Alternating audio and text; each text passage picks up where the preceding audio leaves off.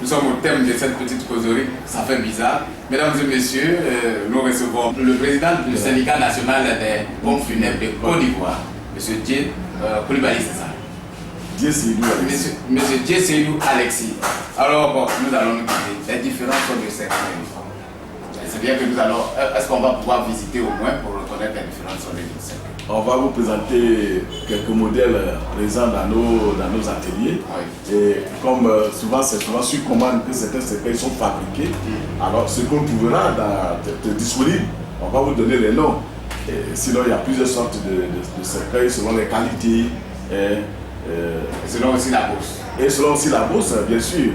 Il y a des cercueils qui partent de 30 000 à 50 000, 80 000, 100, 150, 200, 300, 500. Et ça continue jusqu'à 800, 1 million, 2 millions, 3 millions.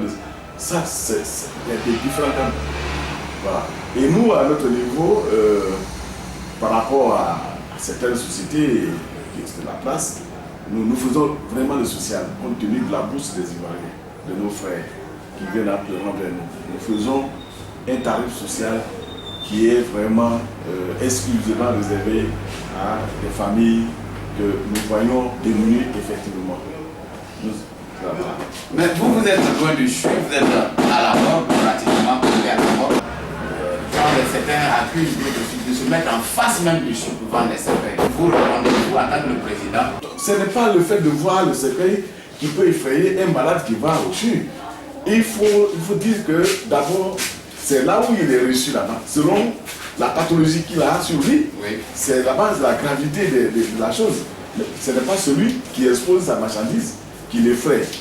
Au fait, il peut passer les yeux fermés sans voir un cercueil. Ah, vous voulez qu'il passe? Il peut passer aussi et sans se rendre compte que les cercueils. Mais ce que je voulais dire au passage, il n'y a pas que notre présidence qui crée la mort de ceux qui viennent à l'hôpital.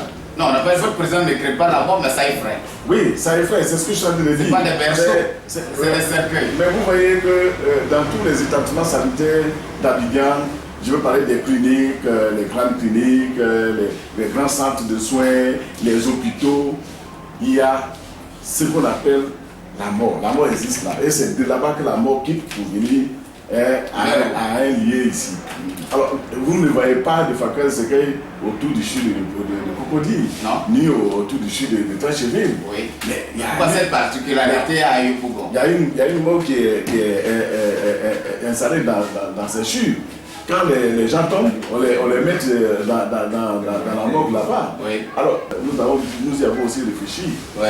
On voulait faire des boutiques, enfin, regardez l'écran, les établissements, oui. Comme genre pharmacie vitrée, dans nos quartiers. Mais nous avons tenté ça, ça a été encore du chaos. Dès que les gens se sont aperçus que c'était pour exposer du cercueil, mais ils ont commencé à pleurer de tous les côtés. Alors, c'est ce qui nous revient aujourd'hui, d'aller un peu en dehors, de chercher un espace vraiment approprié à eux de payer le transport, de venir et chercher à s'approprier le dernier berceau. Ça, c'est ce que nous avons actuellement comme projet pour éviter qu'on utilise notre exploitation comme vraiment étant la source du décès de ceux qui viennent au CHU.